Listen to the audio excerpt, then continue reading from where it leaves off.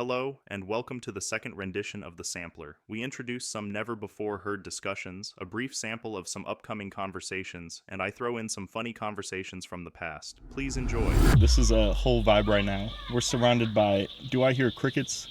Oh, yeah. No cicada. I don't hear a cicada, do you? It's still too early. Okay, that's what it is? Yeah. I was hoping it was going to be one of those years where there's not too many.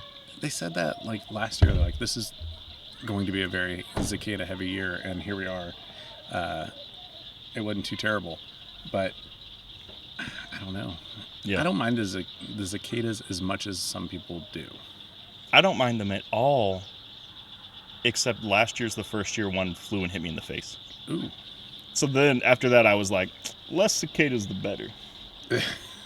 Children playing in the background, the sound of crickets, and yeah.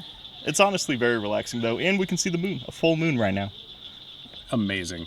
Beautiful, and it's still daylight.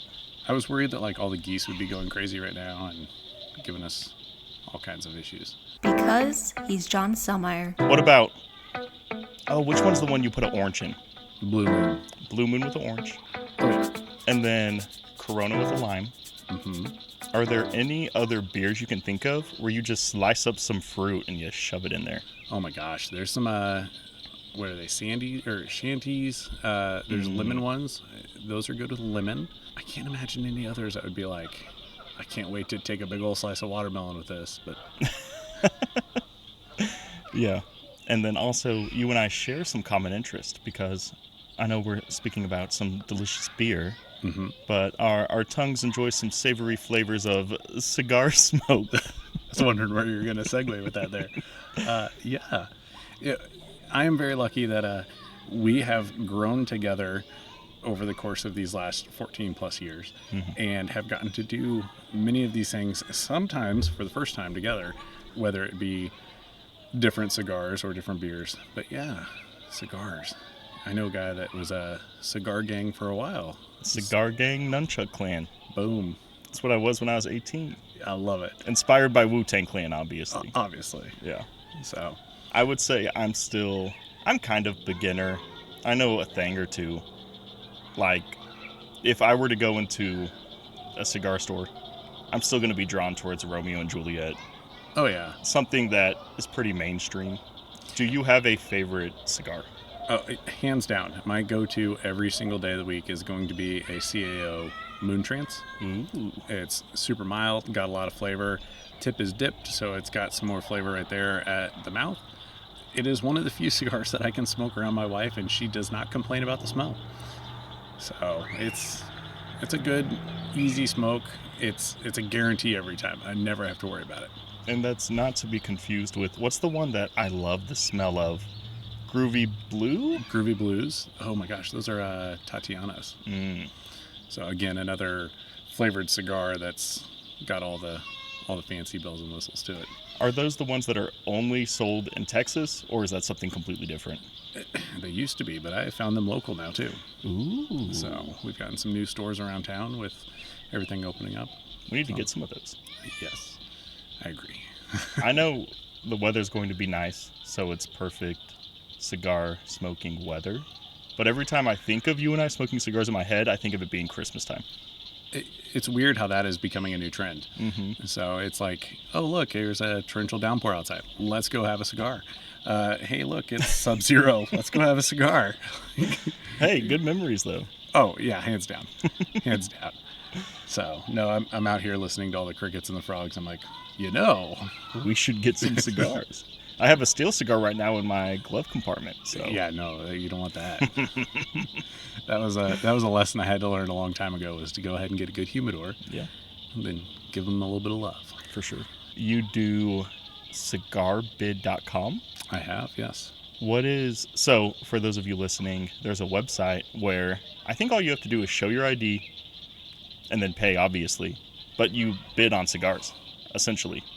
And sometimes it's in bulk. The amount is 50 cigars or even up to 100, or what's the highest amount you've ever seen on the website? I've seen, box counts. I've seen some different variety packs up there in the 30s and 50s. So you can get quite a bit of cigars for a decent price if you catch it at the right time. Yeah. So, but it's amazing how wide the price goes from. It could be a $1 cigar and not have any problems with it. But you and I enjoyed those. Oh my gosh, I can't even think of what they are now.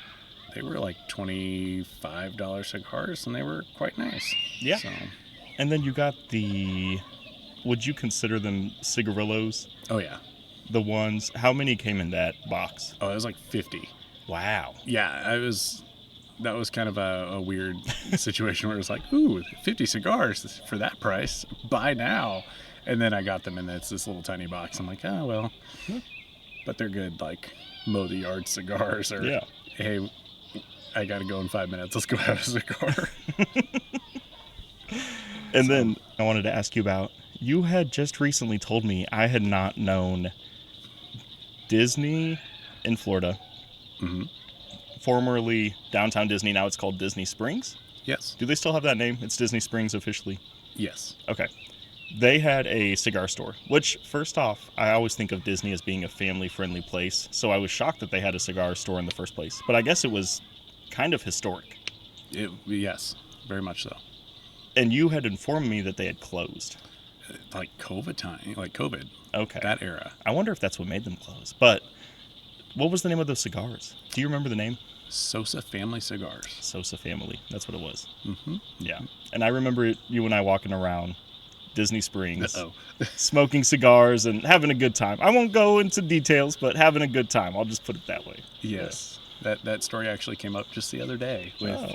how easy it is to carry flasks around without people knowing now. So, hey, no, you don't want to give details. I agree. Someone one Christmas bought me a flask that looked like binoculars. It's the weirdest gift I've ever gotten. There you go. I don't even think I was 21 yet. I think it was like a gag gift from an uncle or something. Even better. Yeah. But yes, good memories down in Florida. So, I worry what us uncles are going to get creative with when the children get older. Like one of my uncles gave me a Red Ryder BB gun around the same time that I got a bunch of rockets and train sets. He was very random. oh wow. So it was like figure out your hobby starter set when I was young. I think between all of us guys, we can come up with some weird stuff to start getting the kids into. Based off what I know about you, that here's your hobby starter kit. Sounds like all of those things became your hobbies. I love being undiagnosed with ADHD. Yes, all the little things. It's fun. Jack of all trades, master of none, something along those lines. Is better than a master of one. Yeah. Yeah. But only 50% of people I know actually say it that way. The other 50% don't say it that way, so who Yeah. knows? Yeah. How about you? I love this new hobby of yours. These podcasts are growing on me. So I was talking with a friend of mine from high school named Adrian. Mhm. We did a podcast together. It's called Clam Slam Crashes the Pod. She asked me why I wanted to do this. Ever since middle school, do you remember taking career tests throughout middle school and high school? Oh yeah, What were your results when you took those tests? inconclusive. Really? I went to school. I got a degree to be a firefighter. I am a receiving dock supervisor. There's, I don't know. We never grow up to what we want to be necessarily, circumstantial, but yeah. How about you? It always said radio DJ. Okay. Every single time. That's and impressive. I took 3 or 4, Wow. which is very weird and specific. And then my favorite class in high school was multimedia, and I got to announce the football games. Gotcha. They had a live stream going, and I got to sit in the booth up top and announce the Ray-Pec football games. Nice. So it was fun. So it's something I've always enjoyed, and I thought I was good at. And then when I hit 30 and I'm not having any more children, I have a full-time job that I enjoy, so I'm not job seeking. Yeah. I feel like everything is settling down. I'm officially hobby seeking now. I love it. So that's why I'm throwing discus and doing this, because I don't know what I want to do in my spare time, so I'm just dibble-dabbling in different Of course. categories. Yeah. Yeah. So It amazes me every time I come over here. You're like, I bought a discus. I'm like, I don't even know how to throw one. I'm like, I got you. I love it. It's Hey, and you learned fast too. You learned the fastest out of everyone, well, thank you. and did it correctly also. I can throw stuff really good, Yeah, kind of. faux show. Depends. Like actual sports, no. I got lucky with the discus. Perfect. If you saw Art the Clown out in public, what would you do? I'm running. I'm running as soon. If I see him, if I saw his face, I'm running. I'm out of there quick. My parents were on vacation in the Northeast. I think they visited New York and Coney Island, and my mom sends me a picture. She says, "Look at this funny clown. Someone had dressed up as Art the Clown Oh, hell no. was walking up and down the street." And then, when did you work at? Didn't you work at a famous restaurant where Yeah. you said Dolly Parton? Yeah, had been that there? was Alice's restaurant. Yeah, How old were you when you worked there? I was about I don't know, about 17. I was already in high school. 17. Yeah, around Okay. 17 years old. Yeah. I was there for about 3 years probably. Mm-hmm. Yeah, I met a lot of the stars like the Incredible Hulk. I met Dolly Parton, Jack Tripper. I just can't remember how many, but I met a lot of people that used to go. What's named the basketball player Kareem Abdul.